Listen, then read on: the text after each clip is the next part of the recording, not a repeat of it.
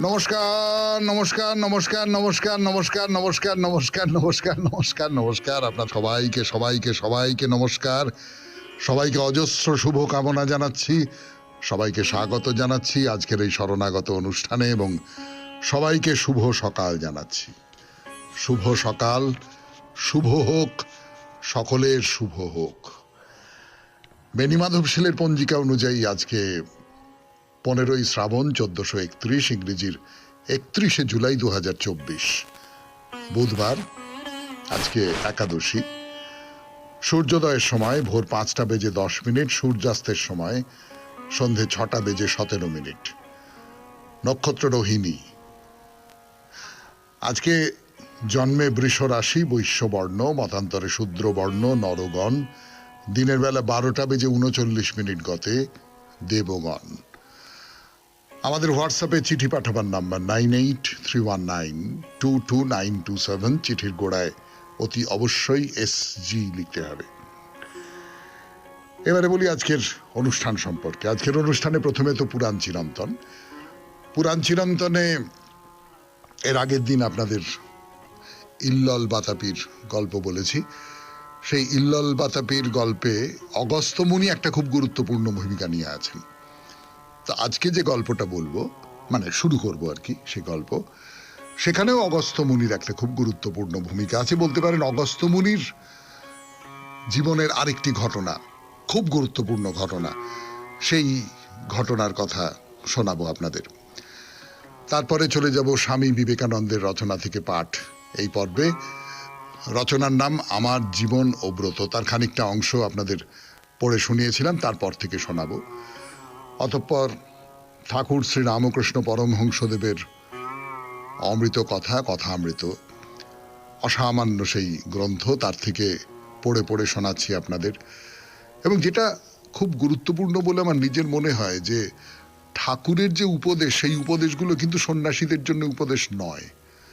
সেই উপদেশগুলো আসলে আমার আপনার জন্য, আমরা যারা গৃহী মানুষ, সংসারে চক্রের মধ্যে পড়ে আছি, আমাদের জন্য ঠাকুরের উপদেশ। সেই জন্যে এই কথামৃত গ্রন্থটি জীবনে চলার পথে এত এত কাজে দেয়। তো সেইখান থেকে পড়ে শোনাচ্ছি আপনাদের। তারপরে আপনাদের চিঠিপত্রের উত্তর দেবো। আর শেষে বাইরে দূরে 92.7 বিগ FM শুনছেন শরণাগত, জীবনের সহজ পাঠ। আমি থাকবো আপনাদের সঙ্গে, আপনাদের সৌমিত্র বসু। গানের পর পুরাণ চিরন্তন, অগস্ত্য মুনির গল্প। কিন্তু এটা অগস্ত্য মুনির গল্প নয়, এটা গঙ্গারও গল্প। বস্তুত ঋষি অগস্ত্য কেমন করে সমুদ্র শোষণ করেছিলেন তার গল্প। 92.7 বিগ FM শরণাগত অনুষ্ঠানে সেই গল্প শোনাতে বসেছি আমি, আপনাদের সৌমিত্র বসু। ভারতীয় পুরাণ মতে গঙ্গা ছিলেন একজন দেবী। তো এই গঙ্গা তো স্বর্গেই প্রবাহিত হন। তো কিছু ঘটনার সূত্র ধরে, সেই ঘটনার কথা না হয় পরে অন্য আরেকদিন বলা যাবে, তাকে মর্তে আসতে হয়েছিল সবাইকার উপকার করবার বাসনা নিয়ে। এবং স্বর্গের নদী বলেই বোধহয় তিনি ভারতীয়দের কাছে এত পবিত্র। তো সেই গঙ্গা দেবী কেন, কখন, কিভাবে মর্তে এলেন, সেই কথা বলবার জন্যে মুখোমুখি হয়েছে আপনাদের। এক সময় বৃত্র নামে এক অসুর, সে খুব ভয়ঙ্কর অসুর, সে একবারে দুর্বিনীত এবং ভয়ঙ্কর অত্যাচারী এক অসুর, তার নাম বৃত্র। সে ব্রহ্মার বরে প্রবল পরাক্রমশালী হয়ে ওঠে। ব্রহ্মা, মহেশ্বর, এরা সব অদ্ভুত অদ্ভুত মানুষজনকে বা অসুরদের বর দিয়ে দিতেন। মানে সেই বর দেওয়ার ফলে যে কি কাণ্ড ঘটতে পারে সেটা না ভেবেই তারা বর দিয়ে দিতেন। মহাদেবের ক্ষেত্রে তো এরকম অজস্র গল্প আছে, ব্রহ্মার ক্ষেত্রেও আছে। এই যেমন আপনাদের বৃত্রের কথা বলছি। তো বৃত্রের একটা কবচ কুণ্ডল ছিল এবং বৃত্র প্রায় অপরাজেয় ছিল, মানে কিছুতেই তাকে কোনোভাবে হারানো যাবে না। তো মানস সরোবরের কাছে এই বৃত্রের বাহিনীর সঙ্গে দেবতাদের, ইন্দ্র, তাদের দেবরাজ, তাদের প্রচন্ড যুদ্ধ হলো। এবং সেখানে দেবতারা একেবারে যাকে বলে গোহারান হেরে যাওয়া, নাস্তানাবুদ হয়ে যাওয়া, সেই রকম করে হেরে গেলেন। কোনো রকমে পালিয়ে দেবতারা বাঁচলেন। তো যুদ্ধে জিতে গেল বৃত্র, এবারে ইন্দ্রকে সরিয়ে দিল, সরিয়ে দিয়ে সে স্বর্গের রাজা হয়ে গেল।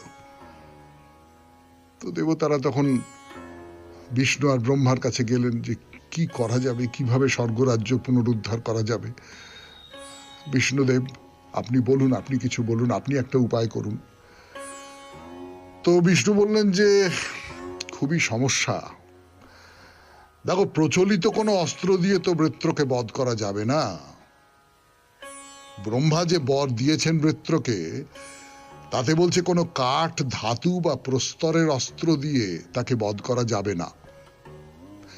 দিনে বা রাতে তাকে বধ করা যাবে না।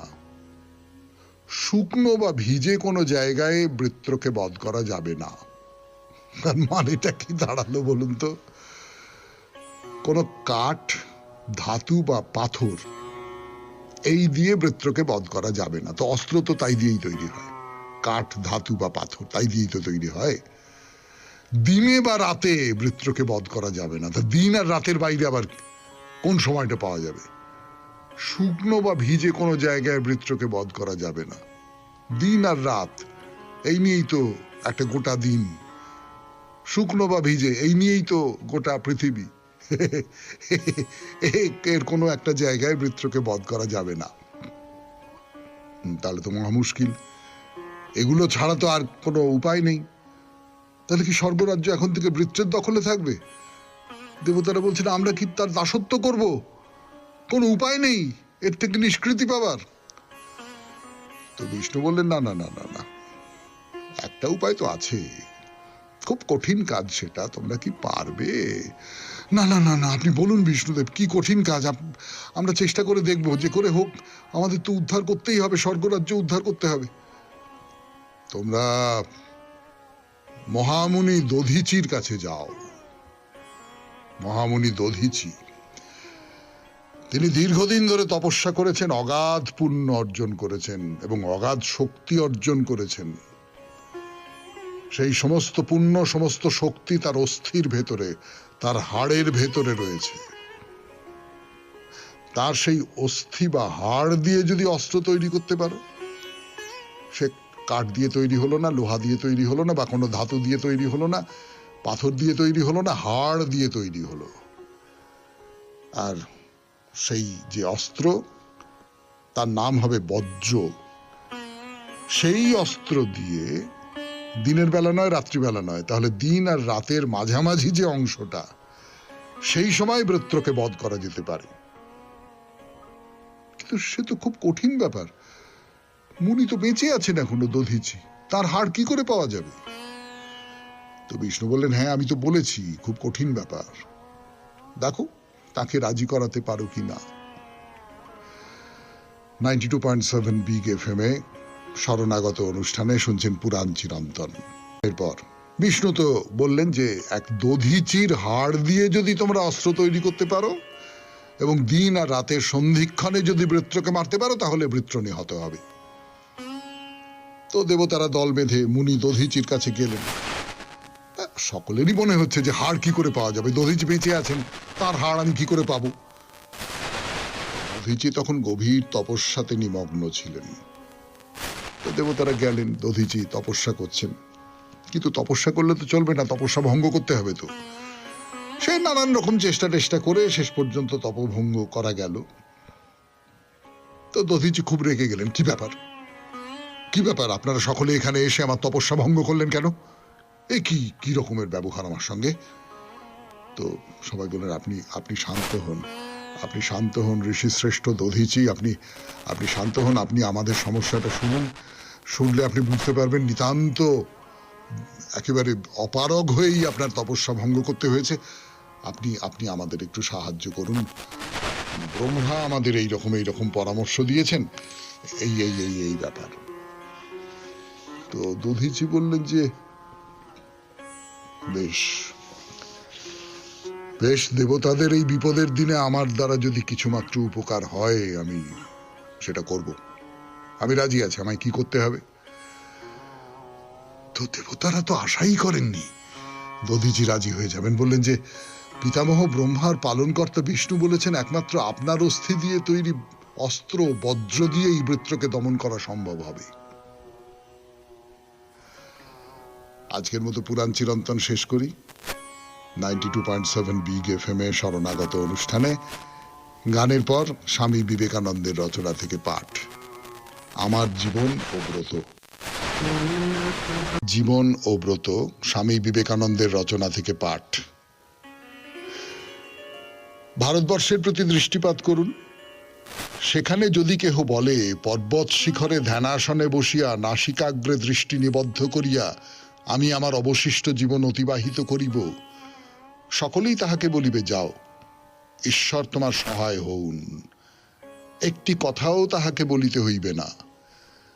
কেহ তাহাকে একখণ্ড পরিধেয় বস্ত্র দিবে, অনায়াসে তাহার অভাব পূরণ হইবে। কিন্তু যদি কেহ বলে এ জীবনটা আমি একটু উপভোগ করিতে চাই, অমনি সমস্ত দরজা তাহার নিকট বন্ধ হইয়া যাইবে।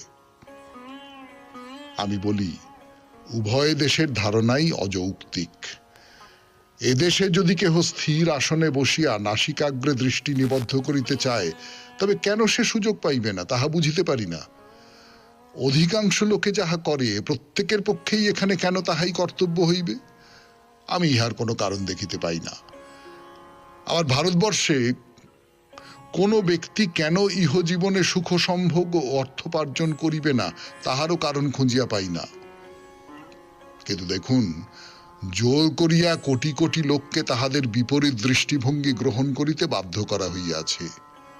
ইহা ঋষিমণিদের অত্যাচার। এ অত্যাচার শ্রেষ্ঠ ব্যক্তিদের, মনীষীদের। এ অত্যাচার অধ্যাত্মবাদীর, জ্ঞানী পুরুষের। আর মনে রাখিবেন, অজ্ঞজনের অত্যাচার অপেক্ষা জ্ঞানবানের অত্যাচার অনেক বেশি শক্তিশালী। নিজেদের মত অন্যের ঘাড়ে চাপাইবার জন্য জ্ঞানী ও বুদ্ধিমানেরা সহস্র বিধিনিষেধের প্রচলন করিয়াছেন। যে সকল বিধিনিষেধ অগ্রাহ্য করা অজ্ঞজনের সাধ্য নয়।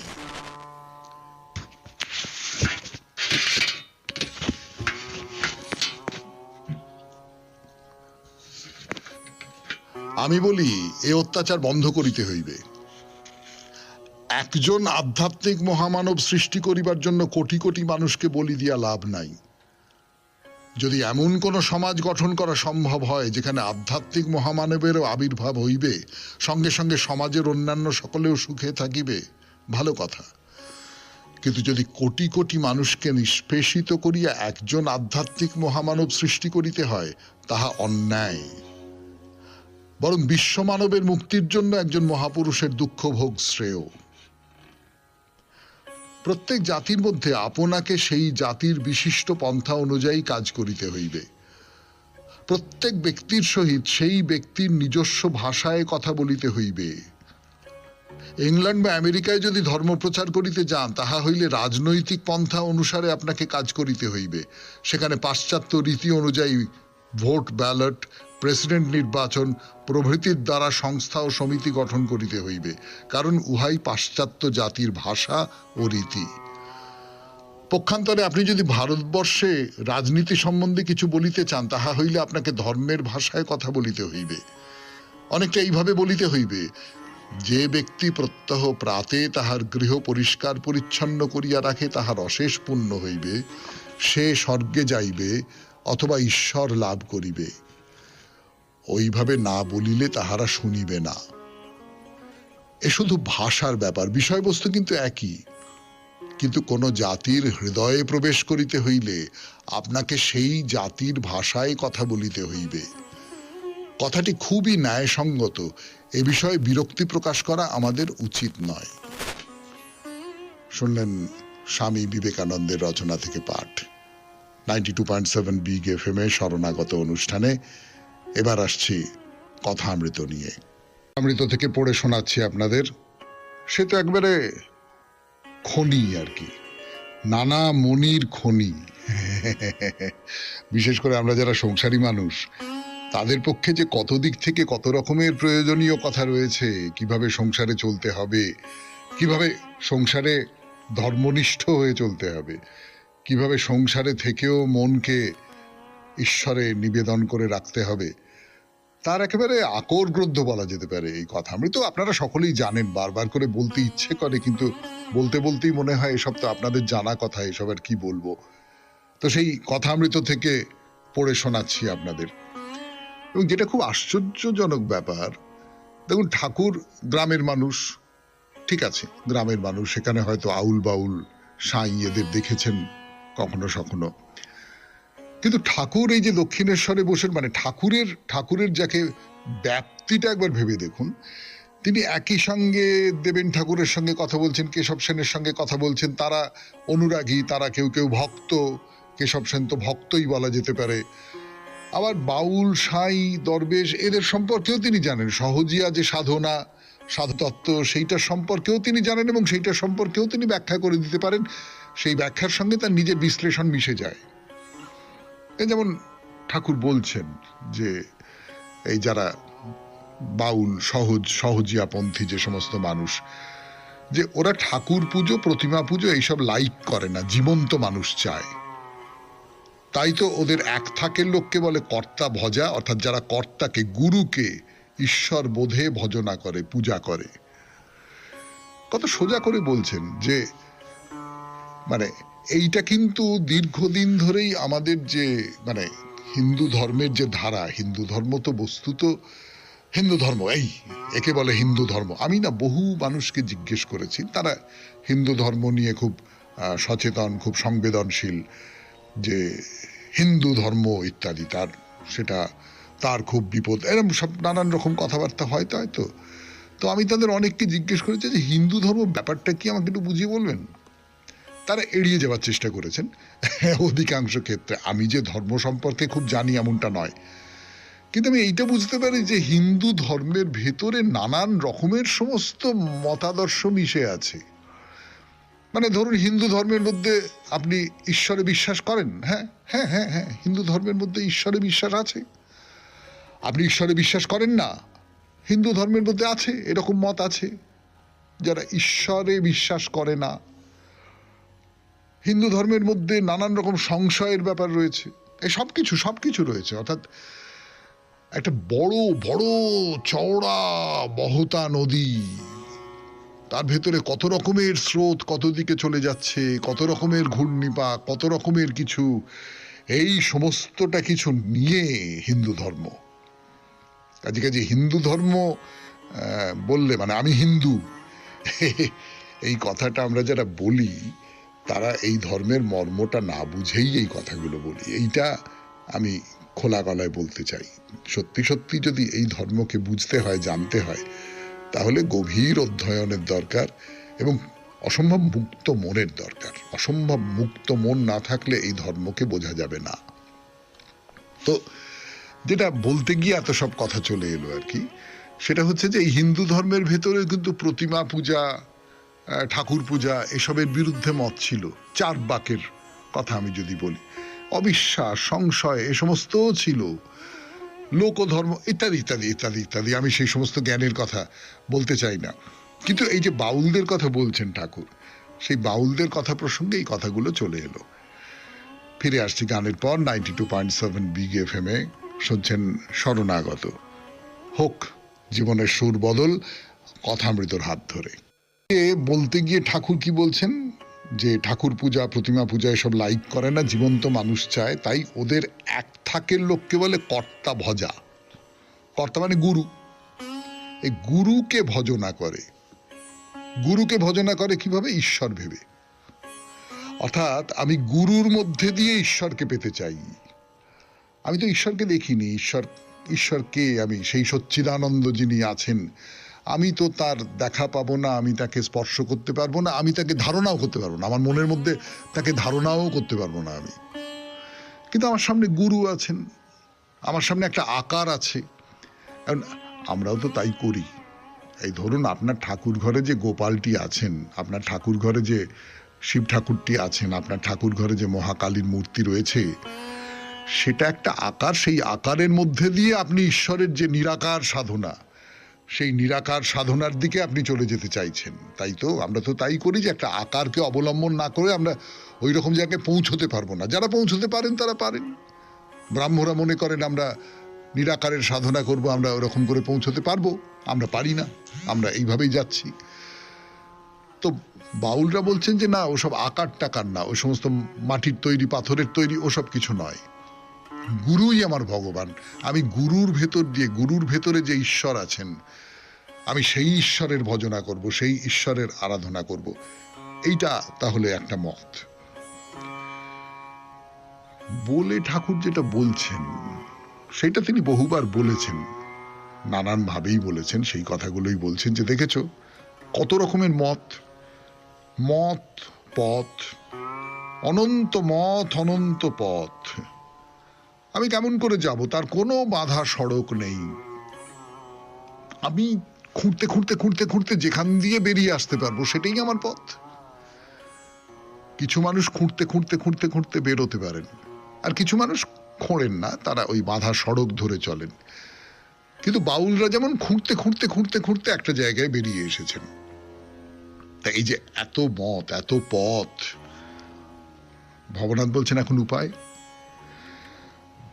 তো ঠাকুর বলছেন একটা জোর করে ধরতে হয়। ছাদে গেলে পাকা সিঁড়িতে ওঠা যায়, একখানা মইয়ে ওঠা যায়, দড়ির সিঁড়িতে ওঠা যায়। তুই কিভাবে ছাদে উঠবে? নানান রকম তার রাস্তা রয়েছে, কিন্তু যে কোনো একটা রাস্তা ধরো বাবা। তুমি পাকা সিঁড়ি দিয়ে দুধাপ উঠে ভাবলে না দড়ি দিয়ে উঠি, দড়ি দিয়ে একটু উঠে মনে হলো যে না না না না মই মই, ওইখানে মই রয়েছে, একটা মইয়ে চড়ে ওপরে উঠি, ওইটা হবে না। এতে খানিকটা পা ওতে খানিকটা পা দিলে হবে না, একটাকে ধরতে হবে। ঈশ্বর লাভ করতে গেলে একটা পথ জোর করে ধরে যেতে হবে। তুমি জল বার করতে চাইছো, এও ঠাকুরেরই গল্প। মাটি খুঁড়তে শুরু করলে, খুঁড়তে শুরু করলে, খুঁড়তে শুরু করলে, খুঁড়তে শুরু করলে, খুঁড়তে খুঁড়তে খুঁড়তে খুঁড়তে জল খানিকটা খুঁড়ে মনে হলো না ওই জায়গাটা দেখি, সেই জায়গাটা দেখি, না না না না না, তোমায় খুঁড়ে যেতে হবে। যতক্ষণ না জল পাচ্ছ তোমাকে ওই বিশ্বাসটা রেখে যে পাবই, খুঁড়ে যেতে হবে। শুনছেন কথামৃত থেকে পাঠ 92.7 বিগ FM এ, শুনছেন শরণাগত। আমি আছি আপনাদের সঙ্গে, আপনাদের সৌমিত্র বসু। আরো একটু শোনাই কথামৃত থেকে।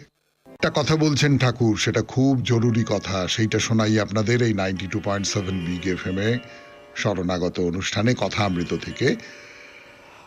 আর সব মতকে এক একটি পথ বলে জানবে, আমার ঠিক পথ আর সকলের মিথ্যা এরূপ বোধ না হয়, বিদ্বেষ ভাব না হয়। এই কথাগুলো খুব জরুরি না? আমরা যাকে বলি সহিষ্ণুতা, টলারেন্স, আমাদের ভেতরে সহিষ্ণুতা ভীষণ কমে গেছে। আমি যেটা বলি সেটাই ঠিক, তার বাইরে অন্য যা কিছু কথা বলা হচ্ছে সেগুলো আমি শুনবই না, কানেই দেব না আমি। এইরকম একটা বোধ তৈরি হয়ে গেছে আমাদের ভেতরে, অনেকের ভেতরে, সকলের ভেতরে নিশ্চয়ই নয়, নিশ্চয়ই নয়, নিশ্চয়ই নয়। যেটা আমি পালন করি সেটাই হচ্ছে ঠিক ঠিক ধর্ম, তার বাইরে অন্য আর যারা যা কিছু করে সেগুলো সব অধর্ম, সেগুলো সব খারাপ, সেগুলো সব ভুল, সেগুলো সব মিথ্যে, সেগুলি সব নোংরা, তাদের ঘেন্না করতে হয়। এই রকমের কতকগুলো মনোভাব, কেবলমাত্র নিজের গণ্ডিটুকুর মধ্যে আটকে থাকা, কেবলমাত্র নিজের বৃত্তটুকুর মধ্যে আটকে থাকা, তার বাইরে না বেরোনো, এইটার বিরুদ্ধে কথা বলছেন আমাদের আমাদের এই সময়কার শ্রেষ্ঠ যিনি সাধক, শ্রেষ্ঠ সাধকদের মধ্যে অন্যতম সেই ঠাকুর শ্রী রামকৃষ্ণ পরমহংসদেব। আমি কোন পথের? কেশব সেন বলতো আপনি আমাদেরই মতের, নিরাকারে আছেন। শশধর বলে, মানে শশধর তর্ক চূড়ামণি, ইনি আমাদের। বিজয় গোস্বামী বলে ইনি আমাদের মতের লোক। আমি সব পথ দিয়েই ভগবানের কাছে পৌঁছেছি, তাই সব পথের খবর জানি, আর সব ধর্মের লোক আমার কাছে এসে শান্তি পাবে। এইটা হলো কথা। আমি সব পথ দিয়েই খুঁজে দেখতে পারি, যে কোনো পথই আমার পথ হতে পারে, তাই যে কোনো পথের মানুষই আমার কাছে এসে আশ্রয় পাবে। শুনলেন কথামৃত থেকে পাঠ 92.7 বিগ FM এ শরণাগত অনুষ্ঠান শুনছেন। এবারে চিঠিপত্র, এবার আপনাদের চিঠিপত্র। কিন্তু ব্যাপারটা কি বলুন তো, একটা ব্যাপার আমি কিছুতেই বুঝতে পারছি না। ইদানিংকালে বেশ কিছু চিঠি পাচ্ছি যে চিঠির তলায় পত্র প্রেরকের নাম নেই। এমনটা তো আগে কখনো ঘটেনি, ইদানিংকালে পরপর পরপর ঘটছে। যেমন এই চিঠিটাও ধন্যবাদ দিয়ে শেষ হয়েছে, তারপরে কিন্তু যিনি চিঠিটা পাঠিয়েছেন তার নাম লেখেননি। ইচ্ছে করে লেখেননি নাকি ভুলে গেছেন বুঝতে পারছি না। তো যাই হোক, চিঠিটা পড়ি। এমন একটা বিষয় নিয়ে ভাবনা যে আপনারই মস্তিষ্ক প্রসূত, তার জন্য আমি আপনাকে আন্তরিক ধন্যবাদ জানাই। শিল্পীর ক্যানভাসে আঁকা রং তুলির জাদুতে প্রকৃতির মাঝে দিগন্তব্যাপী আকাশকে দেখে সকলে মুগ্ধ হয়। আকাশের রং কি এই প্রশ্নে আকাশ বলতে আমরা মহাশূন্য বা অনন্তকেই বুঝি। এই অনাদি ও অনন্তের কি রং হতে পারে তা নিরূপণ করা কি আমাদের সাধ্য আছে? উদয়াস্ত যারা পরিশ্রম করে পরিবারের গ্রাসাচ্ছাদন করেন, তারা কখনো কি আকাশ দেখতে পারেন? রং নির্বাচন করা তাদের কাছে কষ্ট কল্পনা মাত্র। তবে আকাশের সঙ্গে নীল রঙের একটা নিবিড় সম্পর্ক আছে। সূর্য উদিত হবার পর কিংবা সূর্য অস্ত যাবার সময়ে আকাশে নানা রঙের খেলা চলে, তা সকলেই জানেন। শরতের আকাশে পেঁজা তুলোর মতো মেঘ নীল আকাশের বুকে বিচরণ করে, তখন আকাশ অন্য এক রঙে অবগাহন করে। বর্ষা শেষে আকাশের ধূসর আলো আঁধারের রঙের জন্ম দেয়। পরিশেষে একটি কথাই বলতে ইচ্ছা করছে, আকাশের রং যাই হোক, আমাদের মন যেন আকাশের মতো উদার ও পবিত্র হয়, যেখানে হিংসা, কপটতা ও হানাহানির কোনো স্থান না হয়। ধন্যবাদ বলে তারপরে আর কোনো নাম নেই। আকাশের রং নিয়ে আপনার লেখা এই অনামী বন্ধু, আপনার লেখা চিঠিটি পড়লাম। চমৎকার চিঠি, কিন্তু ওই একটা অতৃপ্তি তো থেকেই গেল। সেই অতৃপ্তিটুকু নিয়েই এবার বাইরে দূরে 92.7 বিগ এফএম এ শরণাগত অনুষ্ঠান শুনছেন আপনারা। গানের পর আবার সৌমিত্র বসু, 92.7 বিগ এফএম এ শরণাগত অনুষ্ঠান শুনছেন আপনারা। এখন বাইরে দূরে। দেখুন কাণ্ড, আমরা তো দেখতে এসেছিলাম কামার পুকুর, যেখানে ঠাকুরের ছোটবেলাটা কেটেছে, তাই তো? তো সেখানে যা যা দেখবার সে সমস্ত কিছু তো দেখা হয়েইছে। তারপরে আমরা ঘুরে ঘুরে বেড়াচ্ছি অন্য অন্য সব গ্রামে। না, কামার পুকুরের কাছাকাছি সেই সব গ্রাম, তাতে ঠাকুর বা ঠাকুরের সঙ্গে সম্পর্কিত কোনো না কোনো কাহিনী ছড়িয়ে আছে। যেমন এখন আমরা এসেছি দেরেক গ্রামে, যেখানে ঠাকুরের পূর্বপুরুষের ভিটে। তার বাবা ক্ষুদিরাম চট্টোপাধ্যায় এখানে বাস করতেন, পরে কামার পুকুরে চলে যান, যেতে বাধ্য হন বলাটাই ঠিক। তো ঠাকুরের সেই যে আদি বাড়ি, সেখানে অনেকখানি জমি জায়গা নিয়ে একটা বিশাল মন্দির আছে। পায়ে পায়ে আমরা এসে পৌঁছেছি সেই মন্দিরের ভেতরে। গ্রিল দিয়ে আটকানো গর্ভগৃহ, ভেতরে একটি বেদি, সেই বেদির ওপরে অধিষ্ঠান করছেন ঠাকুর শ্রী রামকৃষ্ণ পরমহংসদেব। তার দুপাশে দুটি ছবি, একটি স্বামী বিবেকানন্দের, অন্যটি মা শারদার। হ্যাঁ, যে দেরেক গ্রাম ছেড়ে যেতে হয়েছিল শ্রী রামকৃষ্ণ দেবের পিতা ঠাকুরকে, সেই দেরেক গ্রামের প্রধান উপাস্য আজকে তার পুত্র। দেরেক গ্রাম কামারপুকুরের মতো বিখ্যাত জায়গা নয়, কিন্তু কাছাকাছি তো, ফলে কামারপুকুরে এলে অনেকেই এই দেরেক গ্রামটিও দর্শন করতে আসেন। তাদের থাকবার জন্য খুব চমৎকার ব্যবস্থা করা আছে এখানে। একটা হলদে রঙের বাড়ি, লম্বা চলে গেছে, ঘরের পর ঘর, তারপরে ঘর, এইরকম করে। একতলার উপরে বাইরে লেখা রয়েছে ক্ষুদিরাম রামকৃষ্ণ সেবা কেন্দ্র। এখানে থাকতে পারেন ইচ্ছে করলে, সুন্দর জায়গা। ঘরের বাইরে লম্বা টানা বারান্দা, সেখান থেকে দেখা যায় সামনে সুন্দর একটি পুকুর। না, এসব তো বেশ ভালো কথা, কিন্তু প্রশ্ন হচ্ছে যে ক্ষুদিরাম এই দেরেক গ্রাম ছেড়ে চলে গেলেন কেন? তার পেছনে একটা গল্প আছে। সে গল্পটা খুব চমৎকার, খুব সুন্দর। তাতে ক্ষুদিরাম মানুষটা, রামকৃষ্ণ দেবের পিতা ঠাকুর, তার একটা পরিচয় জানতে পারা যায়। গল্পটা বলবো গানের পর 92.7 বিগ এফএম এ শরণাগত অনুষ্ঠানে।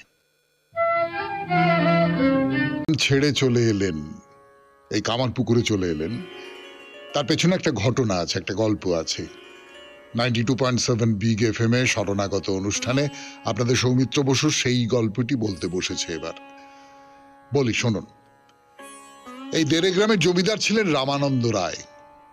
দুর্দণ্ড প্রতাপ তার প্রসাদে দেড়ে গ্রামে বাঘে গরুতে তো এক ঘাটের জল খায়। তো তিনি একবার একটা মামলায় মিথ্যে সাক্ষ্য দেওয়ার জন্য ক্ষুদিরামকে বললেন। হয়তো তার মাথায় এইরকম একটা কথা ছিল যে এই লোকটার যেরকম সততার বাতিক এবং খ্যাতি, এ যদি তার পক্ষে সাক্ষ্য দেয়, জজ সাহেবের কাছে এই সাক্ষ্যটার জন্য আলাদা একটা দাম পাওয়া যাবে। এখন জমিদার হলেন রাজা, প্রভু। তিনি যদি আদেশ করেন, বেচারি ক্ষুদিরামের কি তাকে অগ্রাহ্য করবার কোনো উপায় আছে? যারা বাস্তব বুদ্ধি নিয়ে চলে তারা তো সঙ্গে সঙ্গে ঠিক করে ফেলবে যে না না, ও জমিদার মশাই যা বলছেন সেটাই শুনবো, তার বাইরে আর কিছু ভাবনা থাকতেই পারে না। কিন্তু ক্ষুদিরাম, তিনি যতই দরিদ্র হন না কেন, আত্মসম্মান ছিল প্রবল। জমিদারের অন্যায় দাবির সামনে তিনি গা পাতলেন না। তার ফলে যা হবার তাই হলো। জমিদার মশাই এমন একটা প্যাঁচে ফেলে দিলেন যাতে করে তার এলাকা থেকে মানুষটিকে বিদেয় হতে হলো। ক্ষুদিরাম এক বস্ত্রে চলে এলেন দেড়ে গ্রাম ছেড়ে। তার যা কিছু ছিল সবটা ছেড়ে শুধু সঙ্গে করে অতি যত্নে নিয়ে এলেন তার কুলদেবতাকে। এই সব গল্প করতে করতে মন্দির পেরিয়ে চলে এসেছি পেছন দিকে একটা চালার তলায়। খুব দিন দরিদ্র ছিল ক্ষুদিরামের সংসার। হ্যাঁ, এই বাড়িটা তার ভদ্রাসন। হ্যাঁ, বাড়ির চেহারা দেখেই তো বিশ্বাস করা যায়। এমনি পরিপাটি নিশ্চয়ই, খুব একটা যে ওইরকম ভেঙে পড়ছে তা নয়, কিন্তু দেখে দরিদ্রের বাড়ি বলে মনে হয়। তাহলে আর কি, একেবারে পূর্বপুরুষের বাড়ি থেকে শুরু করে ঠাকুরের বাল্যলীলার অনেক দৃশ্যই তো ঘুরে ঘুরে দেখা হলো। এবার চলুন জয়রাম বাটিটাও ঘুরে আসি। কিন্তু না, আজকে না, আজকে থাক, আজকে এই পর্যন্ত। 92.7 বিগ FM এ শরণাগত অনুষ্ঠান আজকের মতো এখানেই শেষ করছি। আমাদের হোয়াটসঅ্যাপে চিঠি পাঠাবার নাম্বার 9831922927। চিঠির গোড়ায় অতি অবশ্যই SG লিখতে হবে। কবিতা দিয়ে শেষ করি, রবীন্দ্রনাথের কবিতা। হে দুয়ার, তুমি আছো মুক্ত অনুক্ষণ, রুদ্ধ শুধু অন্ধের নয়ন। অন্তরে কি আছে তাহা বোঝে না সে, তাই প্রবেশিতে সংশয় সদাই। হে দুয়ার, নিত্য জাগে রাত্রি দিনমান, সুগম্ভীর তোমার আহ্বান। সূর্যের উদয় মাঝে খোলো আপনারে, তারকায় খোলো অন্ধকারে। হে দুয়ার, বীজ হতে অঙ্কুরের দলে খোলো পথ, ফুল হতে ফলে, যুগ হতে যুগান্তর করো অবারিত, মৃত্যু হতে পরম অমৃত। হে দুয়ার, জীবলোক তরণে তরণে করে যাত্রা মরণে মরণে, মুক্তি সাধনার পথে তোমার ইঙ্গিতে মা ভই বাজে নৈরাশ্য নিশীথে। খুব ভালো থাকবেন, আনন্দে থাকবেন। নমস্কার।